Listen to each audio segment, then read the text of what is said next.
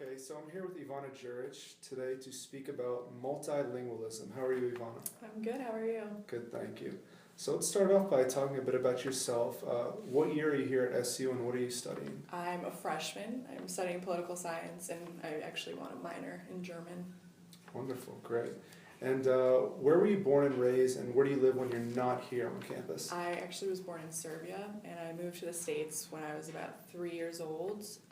I'm originally from Rochester, New York, which is like an hour and a half away from here. Great. Now, when it comes to multilingualism, obviously, I know you speak a few languages. Now, how many languages do you speak exactly, and what languages are they? I would say I speak 3 languages. I speak Serbian and German and English, obviously. Right. Now, between those 3, which one are you most comfortable with, and which one are you least comfortable with? I'm probably most comfortable with English and least comfortable with German. Okay. And when it comes to these languages, are you also able to read and write in all of them? Yes, all of them. Okay. Now, you said you came here to the U.S. when you were very young. Mm-hmm. Obviously, that means your first language was Serbian. Mm-hmm. But when you came to the U.S., did you find it difficult at all, if you can remember that long ago? Was it difficult at all to learn and comprehend English? Definitely not. I remember when we first came here, my mother's main concern was not me learning English at all because she just assumed once I started going to school that I would pick it up. I also have 2 older siblings, so they were in middle school and high school when we first got here. So they were definitely more immersed in English, and they would come home and speak English to me, which kind of helped me pick it up. And then cartoons were in English, I had a leap pad, stuff like that. But I definitely didn't have any difficulty picking it up. Perfect, right. And that led me to my next question, which was going to be... Sorry. No, that's fine. I was saying, so you felt like, or did you ever feel because of your young age that you were able to catch on to English quicker than, for example, your 2 older siblings and your mother? Yeah, absolutely. At that age, it's a lot easier to pick up more than one language. At home, we live with my grandparents and they don't speak any English at all. So with them, I literally could not speak English. Right. Then my siblings would come home, and, we'd work on English together. And they definitely had more trouble picking it up than I did just because they were older. Sure. And back home, they didn't learn English in school, so. So did you find yourself ever, really helping them learn English, especially for, your mother and older siblings? Did you find yourself helping them more than they were helping you at one point once you got more comfortable? Absolutely. I remember actually not only being proficient in English at a young age, I was excelling. I was in several spelling bees. To this day, my mom still asks me how to say a word or spell a word. So, all my family members still do that. They'll ask me to help write things for them or That's stuff perfect. like that. Great. Now, you said you had a leap pad and stuff and you watched cartoons, but what method do you feel was most effective in getting you to learn to speak, read, and write in English? Was it more schooling or was it more of the outside extracurricular type stuff? I honestly think it was just conversations with my siblings. I think with any language, the easiest way to pick it up is just through talking. That's what people always say when they try to learn a foreign language later on in life. The best way is to speak with a native speaker. So, my classmates obviously spoke English, so spending time with them. Yeah, native English speakers. Right, so, yeah. And when do you feel that English sort of overtook Serbian as your primary language and became the language that you're most confident with? I want to say probably around 3rd grade. Was I 8, 9 years old? That's about third right, grade, yeah. So I would say around that time. Okay. Now, obviously, your first language was Serbian. How often do you currently speak it now? Now, whenever I call my mom and talk to my mom, whenever I'm at home, that's the only language we speak in the house. Actually, my roommate also speaks Serbo-Croatian, so we speak that with each other. Great. More often than not. Awesome. And when it comes to speaking, especially with relatives and family members, do you really enjoy that connection more that you're speaking a different language and you speak, for example, with all of your friends? Do you enjoy having that separation of home and, sort of your outside of home, your friends? Yeah, absolutely. I almost get a sense of nostalgia when I speak it because I feel so far away from Serbia and it's kind of I never left. I'm surrounded by people. Yeah, it's comfortable. It feels like I'm at home. It's nice. Yeah. Great. And do you ever find that you're sort of an effective translator, for those relatives that either speak little English or no English at all? Oh, absolutely. I'm the go-to. there's been numerous times when I'll go with relatives to doctor's appointments and translate, or I mean, I had to do my mother's resume for her. It's not, some speak not that great English, so they just want me to, kind of write it more eloquently and Or like, maybe make it give you a sound few better. words and stuff. Right, yeah, that they're having definitely. trouble with. Because I have a larger vocabulary, so. Great.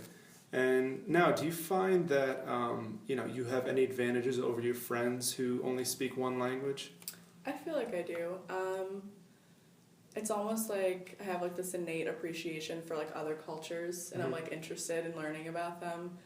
I don't know. Sometimes I feel like knowing another language, I'm like less ignorant to like learning about other people's cultures, if that makes sense. Yeah, and I understand. When people say, to some immigrant or some foreign person walking in the U.S., you learn to speak English. Why aren't you speaking English? You know how difficult it can be, yeah, right? Absolutely. Right. And just being like a college student, do you feel like that gives you a big advantage knowing a couple languages, whether it's, taking an upper level language class or communicating with other people on campus? Absolutely. It's actually often something I can relate to a lot of my classes and talk about. People are interested in bilingualism and multilingualism and how that relates to learning and, like stuff like that. So Right. I definitely think it puts me at an advantage. And especially now that the world is becoming more globalized, I feel like later down, like in the future, it's definitely not going to be uncommon to know at least like 2 languages. Like that's kind of going to be like the minimum. Yeah, no, absolutely. Now let's move on to German, the language that you're least comfortable with, but still obviously fluent with.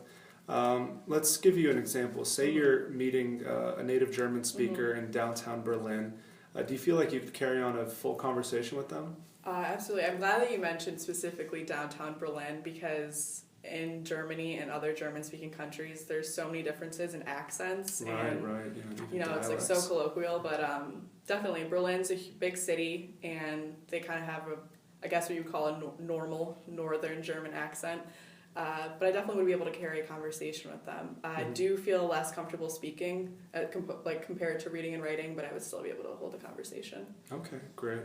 Now, when it comes to sort of like the cultures of the 2 languages other than English, what do you enjoy? Do you ever listen to Serbian or German music? Absolutely, yeah. I'm actually going to a Serbian concert this weekend, but I definitely listen to German rap music, which is like kind of funny because native Germans kind of think it's like a huge joke, but I think it's funny. So yeah, definitely Serbian music more so than German, but yeah, it's definitely a huge part of like my music collection. Sure. And do you find that obviously whether the genre is rap or it could be just sort of slow lyrics, do you find that it's sort of easy for you to catch on the lyrics right away and understand them, or do you ever have to listen to a song a couple times to understand sometimes this happens more with German, but sometimes the lyrics will be a little more deep, and sometimes they'll use different like slang terms or something and I won't know what they mean, so I'll have to look them up. But as far as Serbian goes, I rarely have had any trouble understanding the lyrics. Awesome, great. Now let's move on to sort of the home front. Here's the situation. Have you ever find yourself sort of getting angry at home and lashing out, and when you get in an argument? Yeah. What language is that usually in when you're home? It's so funny you ask that. It actually totally depends. Because sometimes, let's say the misunderstanding or argument is with my grandparents, they know no English at all. So if I lash out in English, the only way they'd be able to tell that I was lashing out would just be by my tone. They wouldn't know what I was saying. Right. And then with my mother, it's a lose-lose because she understands both. But sometimes I feel like it's more effective in Serbian just because then they know what I'm saying. Yeah, it's their native tongue. I want them to know that I'm upset. Exactly. Perfect. No, that's good to know. And not that I lash out often. No, I understand.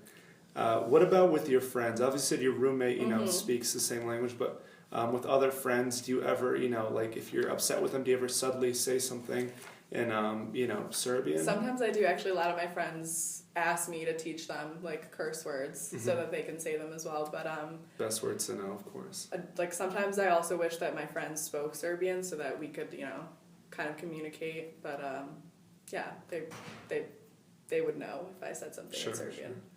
Now, obviously, you said your roommate speaks it. Do you ever find yourself sort of code switching when you're talking to your roommate? Sometimes, and sometimes we knowingly just combine the two. Maybe if we like don't know the word, or sometimes, I mean, English has so many words that like mean similar things. Yeah, You know what I rich mean? language, So sometimes it's easier to use an English word just because it's more sophisticated. So we totally like mix the two. Sometimes accidentally, sometimes on purpose. Right. And what about with your mother and siblings? Do you code switch with them as well? A lot with my mom, actually. It's really weird, especially on the phone. I won't even realize it.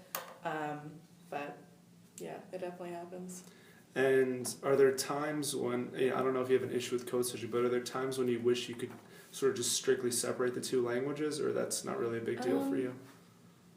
There's been times where I've accidentally started like saying it to somebody who like wouldn't. I don't know, just because I'm so used to it, and it's kind of become a habit, especially because my roommate understands me.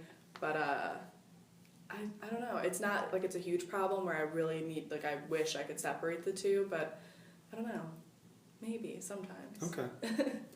Now, have you ever found yourself, speaking Serbian in public with, other family member or something?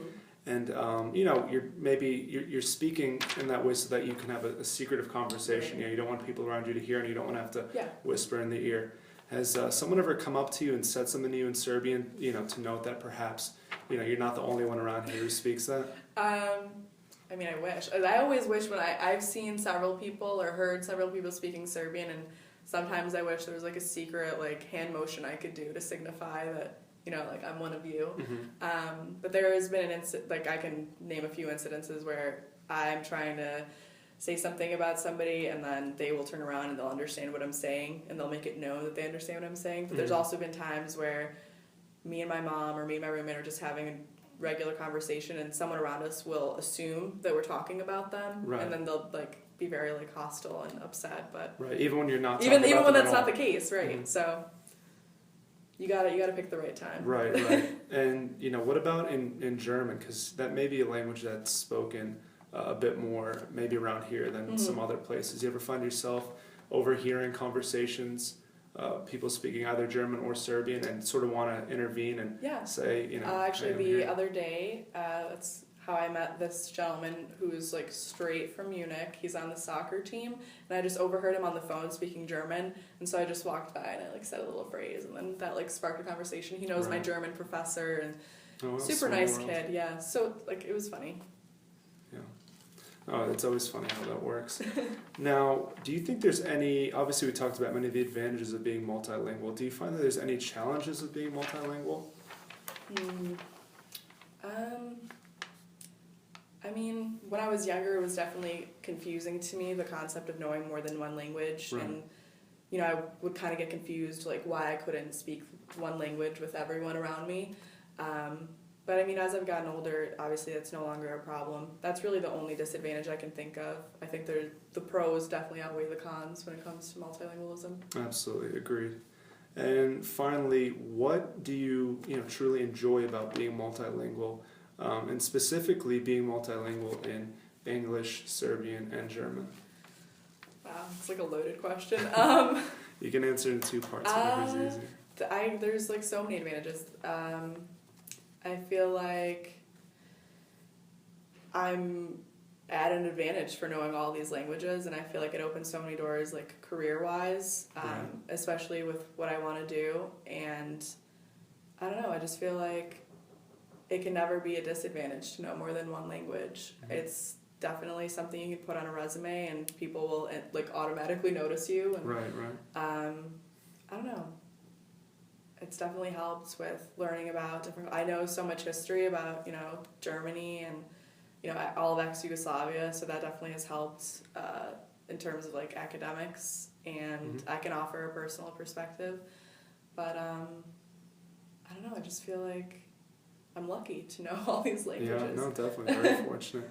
And sort of, do you see yourself professionally down the road really using your multilingualism to your advantage more so than maybe other careers? Absolutely, yeah. No, I hope so.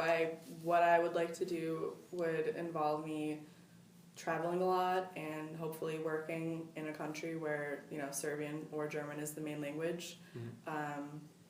I don't know. Yeah, sometimes I'm like, maybe I could be a translator, you know, because Yeah, like absolutely. It I sounds have like enough it. experience doing it. That's for sure. Yeah, no, definitely career-wise, it's definitely something that is a factor in me deciding what I want to do. Right, definitely. And last but not least, are there any other languages you want to embark on learning? Obviously, you know, it's very, you know, it sounds like a tough task, but Yeah, no. I've always been interested in Russian because it's so similar. Because Serbian and Russian are both Slavic languages. But there's actually a lot of languages that are similar. So, but I mean, the older you get, the harder it gets to learn a new language. So I don't know if I want to be that ambitious right now, but maybe down the line I'll pick up a Rosetta Stone and try. Absolutely. You're still young, so you got plenty of time. And then with Russian, they use the same alphabet as Serbian, so I can still read Russian. That's huge. So Yeah. That whole it would just be Eastern Europe area, ex-Soviet Union countries. So totally satellite nation. Yeah, for sure. All right, well, that's all the time we have today. Thank you so much for your time. No problem. Thank you for having me. Speaking on this, and maybe we'll do it again soon. Okay, sounds good. All right.